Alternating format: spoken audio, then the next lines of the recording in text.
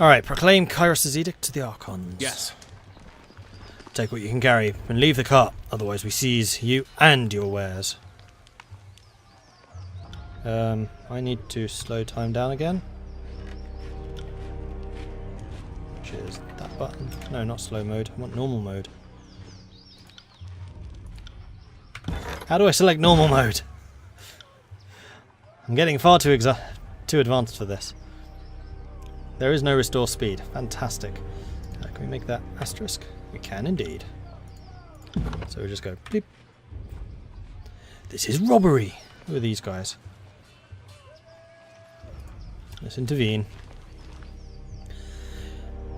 Hail, Fatespinner. The disfavored scout nods at your approach. Camps up on ahead. Don't mind us. Just clearing out the rabble. I still don't understand what I've done to offend. I respect that these are now disfavored lands, and I'm happy to give the Legion a proper toll. But she's going on about trading rights. What nonsense is that? I'm not even allowed to trade one thing for another. It's not like I'm selling weapons to angry peasants or anything of the sort.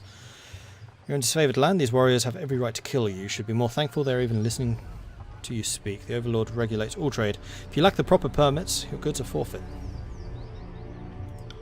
A trade permit? Well, how was I mean, to whom would I speak to such a thing? Not us, and not our problem. Maybe march your butt over to Bastard City and plead your case before Tunon. But we'll lighten your burden and relieve you of your wares first. That should take the long trek a bit more bearable.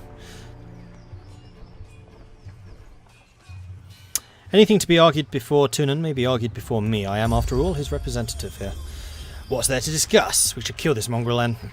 If the Fatespinner wishes to weigh in on the matter. Courtesy demands we listen. The soldier clears her throat. Oh, she's a soldier. Sorry, my bad. Looking at you expectantly. This is disfavored matter, and I know the agents of the court do not love to throw their judgment around. Oh, do so. I can't read. I'm in a heavy reading game and I can't do it. Oh well. Well, you could rob me. Sorry. Well, you could rob me now and have my supplies today. The merchant grabs a flask from his cart. Or you could leave me alive and have fermented honey all year long. I even know how a few family recipes for painkillers and healing draughts. Certainly any army will need those. He uncorks a small ceramic vial, and an aroma of cloves and lanolin assaults your nose. These are essential goods to the war effort. We should leave the supplier intact. We're not a lawbreaker, we're not subterfuge. What a coincidence! Your family recipe for wound paste smells just like Scarlet Fury's own concoction. Where'd you steal this? I don't know what you're getting at. How stupid do you think I am? Slow down, I'll tell you everything, just don't hurt me. I found almost everything out in the forest of the valley.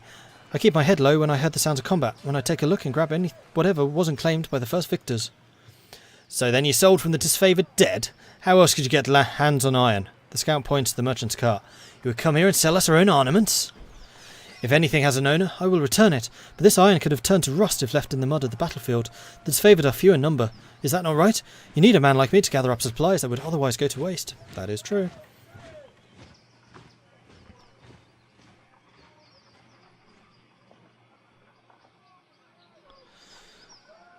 As far as I'm aware, there is no law against looting. We are in a war, and we do need items for the war effort, and if this person is willing to do the scavenging, then they should be allowed to do so. And if you actually get a license to trade, you can then sell that stuff for profit, otherwise you are just working for the disfavored.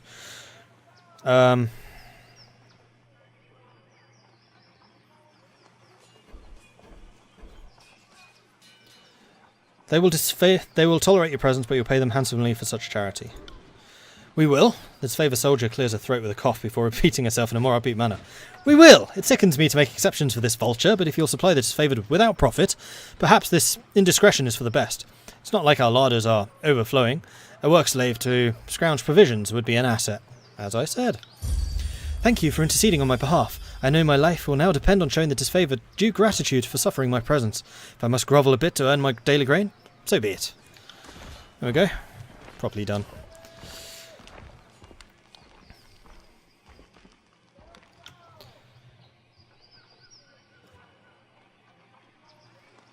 You just completed Tyranny last night. Haha! Nice. Well, no spoilers, please. No, this is definitely Tyranny, not communistic. How am I building the new the main character, I am a heavy armor magic user.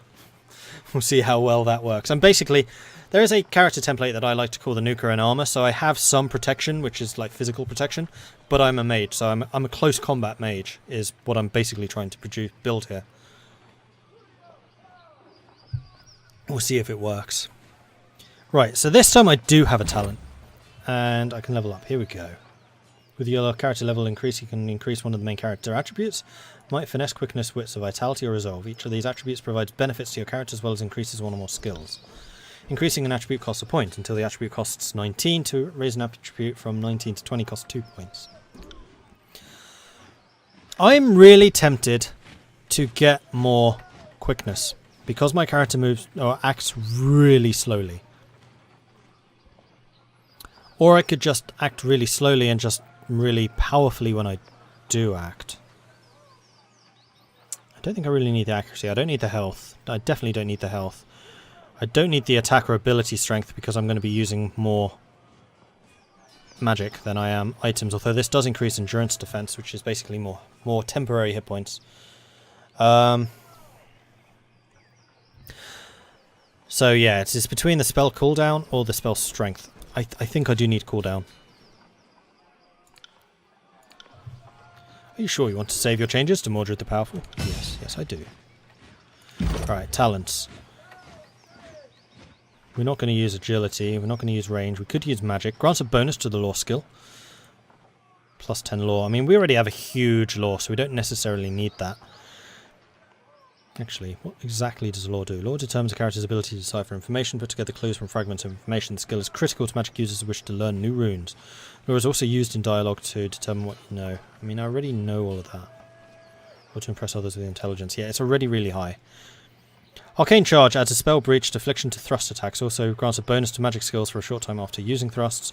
Or charge up the magic staff and release a powerful burst of energy that explodes in a small area around the target. That would give me a ranged AoE, which would be quite nice. Leadership we can't get until level 3.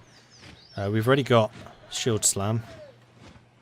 Thrust allows us to interrupt a target, which is quite nice. Or increases the defensive benefits from shields. I really want to have a one-handed magic weapon. Like a wand. Sweeping cone attack that hits multiple enemy attacks here. We're not doing power. I think we're going to go with magic for the charged strike. Actually, one other query I have. The shield, does that reduce my cooldown? Yes, it does. Plus 0.4. But I'd assume it's only when it's actually equipped. So long as we have this equipped, we should be okay. Although, no, I'm the tank. Hold on. It should be that. Because right now I am the tank.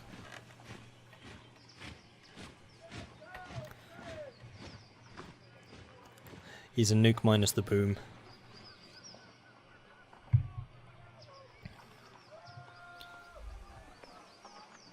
What are the side ones? The side... What's? Sorry, I missed that. In the talents, you mean?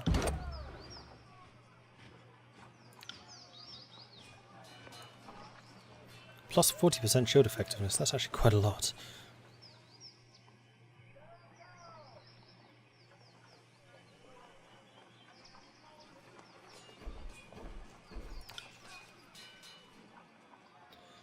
Magic Staff Mastery increases damage with magic staves and allows basic attacks to strike multiple types. So I think it basically just increases the speed of attack.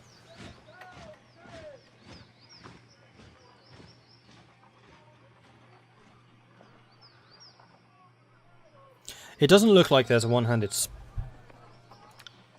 spell thing. And I suspect that you need the staff to do actual casting. So I might need to kind of respec my character a little bit. Which seems to be possible during this. Slow down a moment. I know you're both eager to watch the Archons bicker over tactics like a pair of magpies, but I need to ask you something first. Sure, what's up? The voices in Nerat told me you've come as a mediator. Considering the source, well, I can't but feel I'm only hearing half the story, so let's have it out. What's so special about you?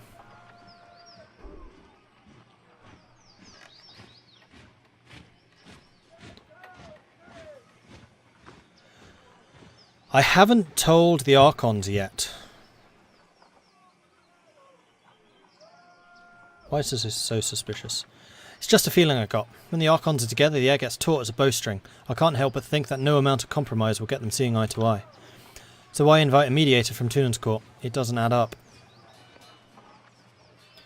I'm here to deliver an edict from Kyros. That makes a crazy kind of sense, considering how long the siege has taxed the armies. I can understand why Kyros would send you with an edict to speed things along. Have you read it? Do you know what it says?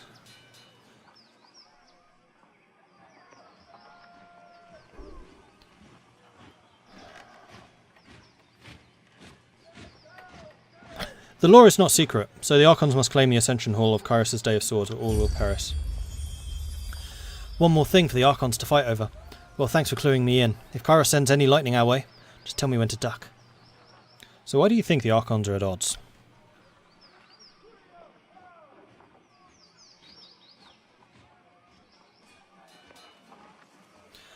I've been with the Scarlet Chorus since the early days of the Conquest, so I can only say it's been building for a few years now. There's an energy about those two, like a pair of storms moving to collide. I've heard tell that Graven Ash and the Voices of Narat shared some bad blood at the Northern Empire, but I don't know any of the particulars. That's absurd. If the Archons cannot put the past behind them, they are unfit to command. By my authority, the Archons will fall in line. That sounds like exactly the attitude to set this campaign in the right direction. I don't envy you the task of getting them to cooperate, which sounds about as easy as teaching a tornado to heal. At least you sound like you know what you're doing. What else has the Voices of Narat told you? Only that I could find you in the edging ruins. Truthfully, I could not have picked you out of a crowd. Oh, I could have... For fuck's sake, I can't read today. Truthfully, I could have picked you out of a crowd. You're the only one who hasn't spent the last few months bathing in the stink of the Matani River. She laughs, but there's a forced nature to it. I really ought to be meeting with the Archons. The war tent's just past the centre of camp. She nods towards the northeast. Loyalty 2, 44% towards tier 3. One last thing. Be careful around the disfavoured types. They take their work seriously, and they have suffered too many blows to the head. Thank you for talking down the disfavoured from doing worse. Sad times we live in when making a humble living is branded a crime. You're lucky I ran across you. Farewell. Well, I'm in your debt. Swing by soon. I just need to get my wares in order and I'll be ready for business. Yeah, I'm not going to charge you for the thing. It's what I do. So, who do we have here? Step closer and present yourself. Right, first of all, I'm going to have a look at the bloody edict. That's not it. No, it's this. Scroll contains the words of Kyros' edict you have been commanded to deliver. If the Ascension Hall has not been taken by the forces before morning on the Day of Swords, all in the valley, when this edict is passed, will perish.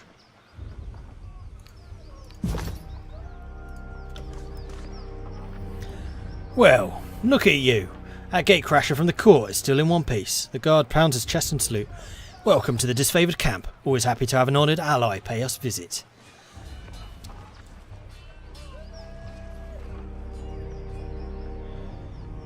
Graven Ash protects.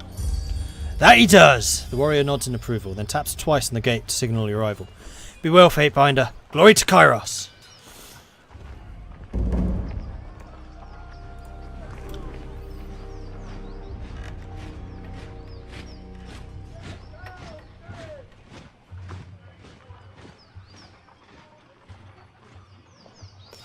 Going to read all text. I don't know, we'll see how it goes. I mean, live on Twitch is harder. Like, for the stuff on YouTube, I can just say, pause the game and then you can read it at your own pace, but here it's less easy to do that, I think. I really do need to make a decision about precisely how I'm going to use my character. I mean, I can still use shields without using the really heavy armor. I think for the moment, because I am the tank, I will be using heavy armor, but as soon as I get a better tank, I'm going to go to medium, if not light, so I can cast more frequently. We are here to see the Archons, so we are going to go and see the Archons. We have a job to do. The Archons await you inside, Fatebinder. I'd say that's worth...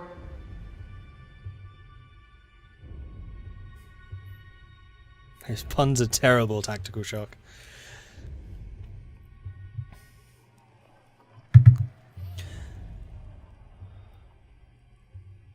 Alright, before we do this, let's save real quick.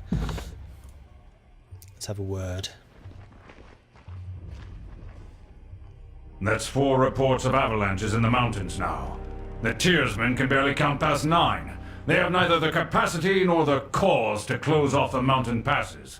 Either way, that leaves the 2nd and 4th cohort trapped outside the valley. The Archon of War pounds his staff on the ground to punctuate his words. A large and imposing man to begin with, his profile is made larger still by the hulking suit of armour that hums with mystic energy.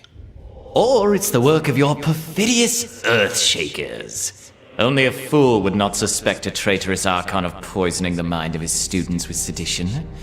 We would have killed the Earthshakers Guild for their master's treachery, but I'm sure you have some perfectly valid reason for allowing them to live as your pawns. The Archon of Secret passes a sceptre between his hands as he speaks, twirling the rod in hypnotic circles. Emerald luminescence seeps from the seams of the Archon's ragged red robes, and the glow is most noticeable where his neck ought to be. His mask seems to float and spin, never pivoting or bending naturally. Hey, watch yourself. When these two get going, you don't want to get between them. Verse whispers fearfully as she beholds the Archons. I always know you've run out of things to say when you resort to mocking my vassals. If we are to speak of treachery, why is it that my scouts see the Scarlet Chorus warriors defecting back to the Vendrian Guard? Your fearsome reputation has gone flaccid, for it seems you cannot control your soldiers, or perhaps you simply choose not to. My lords, the Fatebinder has arrived. The disfavoured commander raises her voice, trying with little success to speak over the Archons. Perhaps we should table this discussion and let our guest speak.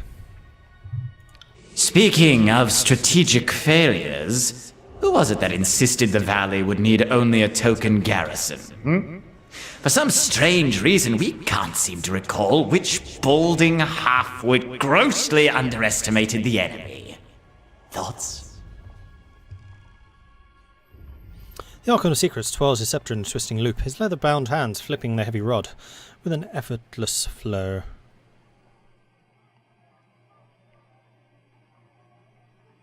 And I thought you had left agents within these Tiersmen when they surrendered. Either you failed to see this coming, or you knew and let it happen.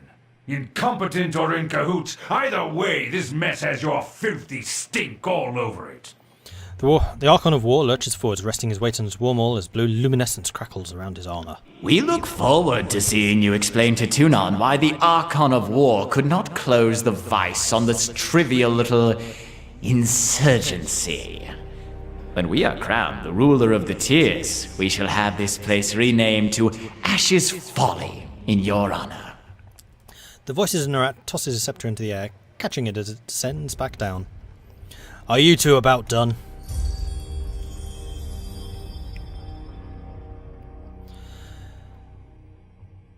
They bicker like children, do they not? The fifth eye's grating tenor pierces the tension of the tent, and all eyes land on the Crimson Spear. I meant only to say welcome! Welcome to our guest, the Fatebinder.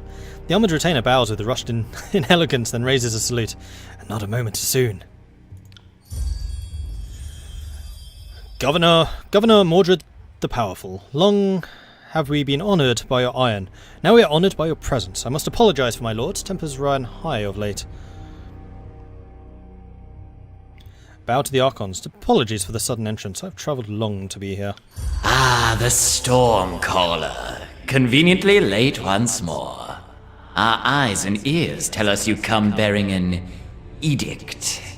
The anticipation is killing us. My soldiers tell me you helped Commander Drotus on your way through Eddring.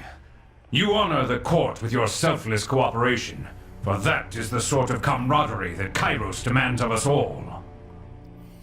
On the last of his words, the Archon of War glares at the voices of Nerat, furrowing his brow as he utters the word camaraderie. I require no thanks for doing my sworn duty. Modesty is your prerogative, but know that cooperation and goodwill have been rarities of late. You do your Lord Tunon a great honor by aiding your cousins in the disfavored. No, don't mind us while you trade your gushing praise. We're sure the Fatebinder has come because our company lacks in small talk. I've come bearing an edict of It Kyros. seemed only yesterday you were proving your worth in battle, assisting my warriors in the siege of the bastard city. Now Kyros has chosen you for a second time to proclaim an edict. Tell us, good Fatebinder, what sort of punishment does the Overlord have in store for the Oathbreakers?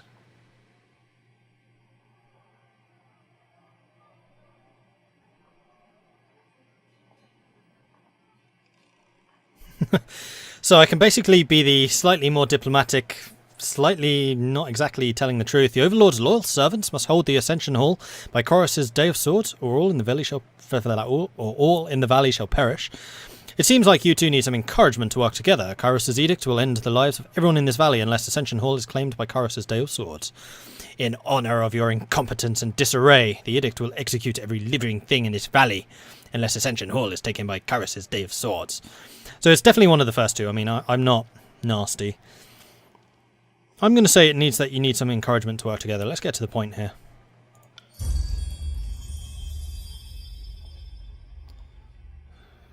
Nerat didn't like that, but Graven Ash did. The earth sways with each word you utter, the air thickening with warmth as you pronounce the tersely phrased commandment, its every syllable drafted by the hand of Kyros. With the edict proclaimed, your pulse quickens and your muscles in your legs, worn from a long trip down the mountains, feel renewed. The tired limbs now nearly buoyant with the vigour.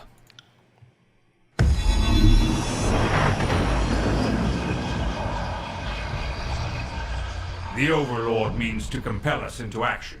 No doubt the avalanches in the mountains are part of this ultimatum. We must conquer the Oathbreakers or die in failure.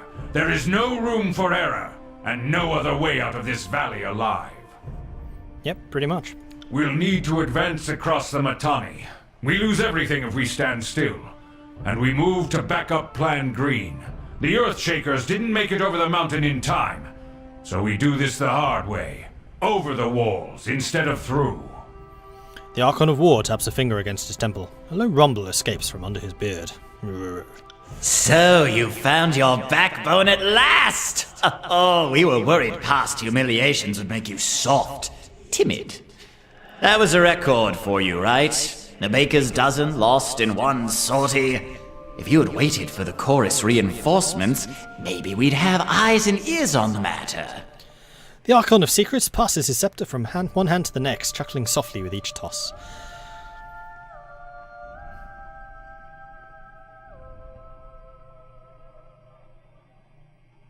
Oh, that's no. They call you the Archon of Secrets, but you certainly didn't seem to know anything remotely useful.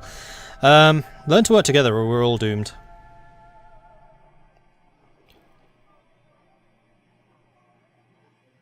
The Fatebinder is right. We're acting not as leaders, but as children.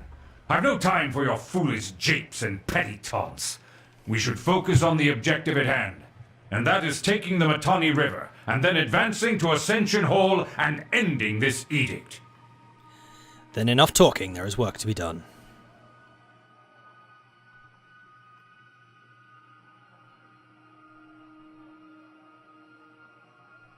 Enough talking, there is work to be done, yeah. My Lord Barrack and his band have been drilled in the Echo Call assault plan. The Crescent Runners should be briefing him as we speak regarding the latest enemy movements along the river. I will dispatch him at once. The Iron Marshal salutes, clapping her gauntlet to her breastplate. And I will ensure the chorus stands ready to march. If the disfavoured can take the river, the chorus has the manpower to secure the outer ring of the valley. Our soldiers clamour for battle, and at last we shall have it. Verse, we command you to continue guarding the Fatebinder. Tunan's Chosen is our honoured guest, and must be shown our finest hospitality. I won't let you down, boss. He'll get through the campaign in one piece, as long as he doesn't do anything too stupid. And before we forget, we have a debt to settle. Last year, when our warriors got confused about supply lines, so kind of you to understand how things get muddled in the fog of war.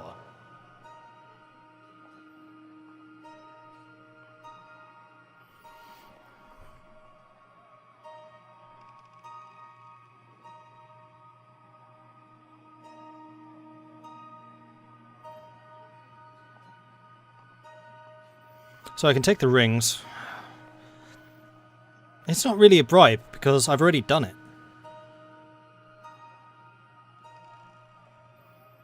But it's not a bribe, I've already done it. This is just them giving stuff. Why are you facepalming? Is he actually facepalming? It looks like Graven Ash is just there going... Is that just me? No, he's literally just standing there facepalming, isn't he? Voices in the rat is like, aha, I have a plan!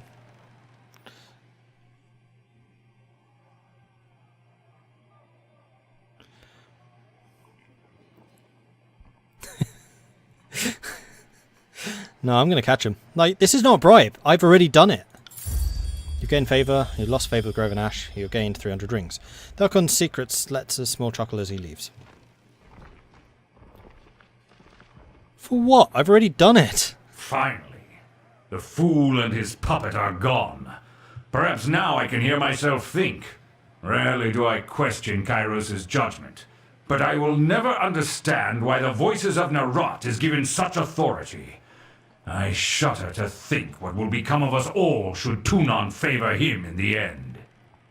Though the edict threatens the Scarlet Chorus just as it threatens us, I cannot shake the feeling that our allies will work against us. A bribe for what? Seriously, I don't see that as a bribe. Yeah, it's payment because of my justice. I am the law! I'm not going to favour him in the future because he paid me for what I do. And it's not like he said, if you decide in our favour, then we'll give you this money. There was no upfront payment. It's purely, yeah, okay, cool, here's some money. You've shown your worth in war, and your name has been known to the Legion since the very beginning of this long conquest. So I'd ask that you join us this one last time, to help us wrap up this last objective. If you wish to be counted amongst the glorious, speak with the Iron Marshal. She will direct the order of battle until we are ready for the final push into the Citadel. Payment for justice, yeah. I'm short a few scouts and a few soldiers, short of a few everything. I'm sure my brethren would be grateful for the assistance of a skilled outsider. Glare silently. There are a lot of glare silentlies in this. I'll be honoured to help. The Iron Marshal salutes Graven Ash and turns you to leave the tent. I'll be at the training grounds readying the soldiers. Find me there when you are ready. She pauses, clearing her throat. And though I am loath to mention it, the chorus can likely use your assistance. They certainly won't secure the Outer Valley on their own. Fifth Eye will be somewhere in that rat nest they call a camp due east. Seek him out, if you must.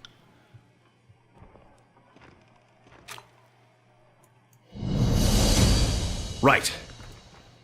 The battle report from Echo Call Crossing blames the failure of the assault in the village of the Scarlet Chorus. Apparently, the scouts failed to report critical intelligence about the enemy's composition.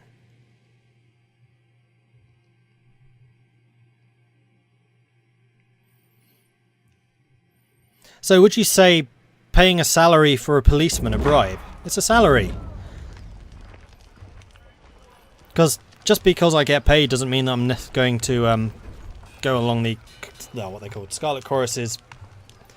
Start again. Just because he paid me doesn't mean that I'm going to be finding in Scarlet Chorus's favour next time there is a dispute. I'll do whatever's right. A meagre portion of the game simmers in the large. A meagre portion of game simmers in a large copper pot. Fragrant spices attempt to mask the potent smell of whatever creature they decided to cook. Okay, let's have a word with people. Oh, and I guess that's camping. Lucia. I'm Lucia. This is Marcus. The disfavoured soldier points to the armoured man next to her. And you must be the Fatebinder. From under your helmet you can hear an audible scoff. We've been assigned to your hospitality, Marcus quickly interjects. While you remain on disfavoured ground. If you should need a place to rest, we can make the necessary preparations. What can we do for you? Tell me about yourself, Marcus.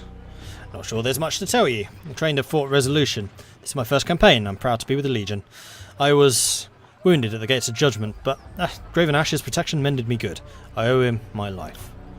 Are you bragging that you let your guard down and took a spear to the gut? You really shouldn't boast of the filthy Tisman besting you in battle. Lucia rolls her eyes. You're just bitter the Lord Ash never seems to notice you. In all seriousness, I would take that spear again if it brought honour to the disfavoured. Kyros knows we could use it. We are the elite fighters of the Northern Army, but somehow we still lack the Overlord's confidence. He shakes his head and sighs. Lucia, tell me about yourself. I do this. She unenthusiastically lifts up her heavy shield. And I do this. She mockingly stabs the air with a spear. Playing host is not my strong suit. Ignore my sarcasm. I've been through the Legion with my share of the campaign. After so much bloodshed, our pretenses of honour can wear me down. She turns a cautious eye away. The north is my home, and I consider each and every one of the ironclad bastards in the camp to be my family. You won't find another army where each member of the phalanx is beloved and cherished as the next. You seem handy with a weapon, Lucia.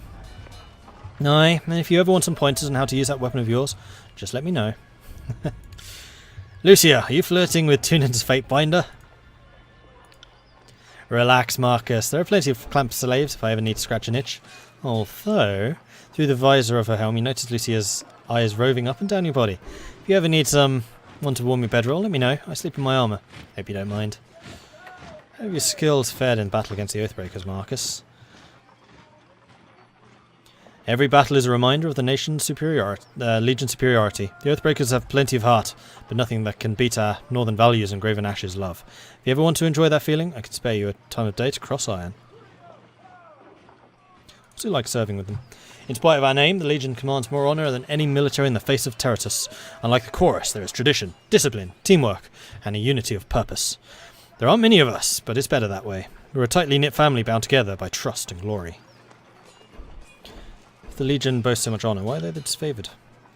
I'm afraid there isn't for me to say. Others around camp might be able to tell you more, but I don't freely discuss the great general's history to outsiders. But you'll say that it involves the great general, which is already telling a clue, idiot. Drat. At least the Iron Marshal isn't within earshot, or I'd be washing my mouth out with wormwood. Marcus, I'd like some training. Of course, Fatebinder. Pounds his fist in his armour and salute. Oh, so it costs money. And you can train me how much?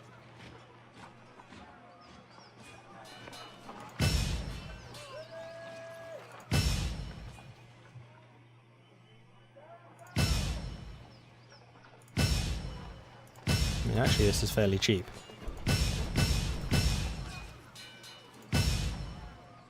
Character's already trained to the maximum number of times his level. Okay, so there's a limit. I was just like, oh yeah, I just get to level 3 this way, it's fine. Well, if it isn't the Fatebinder. Lucia, I could use some training. Finally, some fun to break up the monotony of a siege. You can train me in one-handed weapons, dodge, and athletics. Actually, having more athletics would be quite useful. Next time.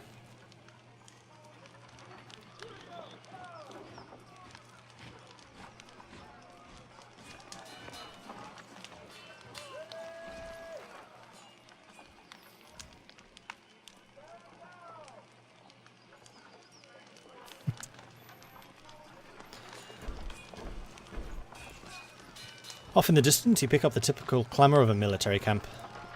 The clang of sparring steel, the low rumble of stomping feet, and the hushed murmurs of, oh, for goodness sake, those need to stay up longer. Is there a way of doing that? That's tooltip delay, that's area loot radius, skull speed, voice frequency. We'll say 1.6 seconds. The clang of sparring steel, the low rumble of stomp. Nope, that wasn't the right one.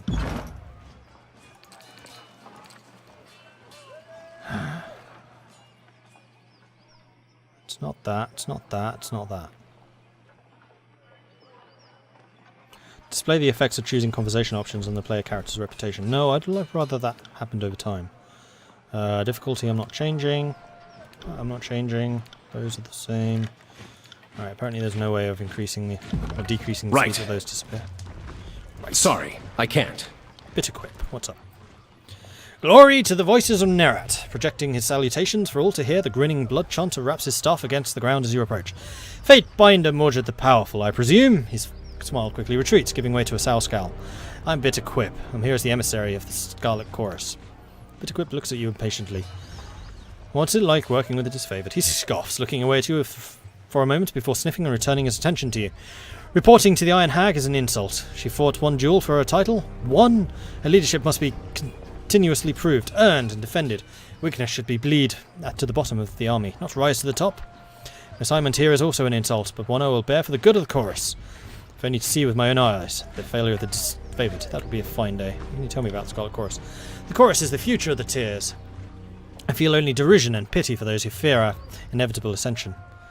So I've already got one favour with the disfavoured, but none with Scarlet Chorus, okay. Tell me about the voices of Nerat. He is a supreme commander and a public servant. He who sets us free but directs all. Bitter quip smiles as he talks, his face turning flush. The voices of Nerit is an epitome of what each of us can be. A magician without equal, and the leader of uncountable numbers.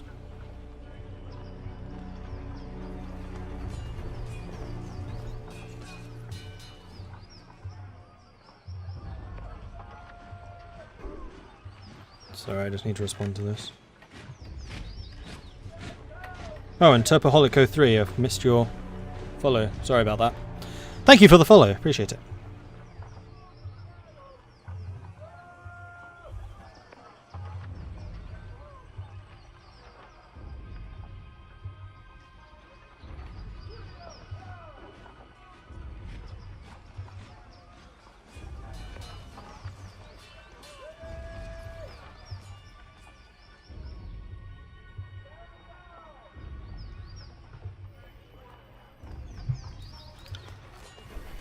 The voices in the chorus of one, conquering, expanding, growing, changing, always stronger.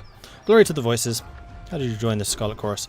The doctrine of strength speaks to me, and I answered its call, as did some of my arcane peers. I took to the chorus almost instantly. Unlike most, I cried not for the life of comfort lost to me. My magic invokes fear, terror. I easily established my dominance over a pack in my early days of the chorus. If you're so curious about it all, perhaps you would visit our camp and see for yourself. What is your role in the chorus? I'm a blood chanter. My magic can turn the will of men and turn the tide of battle.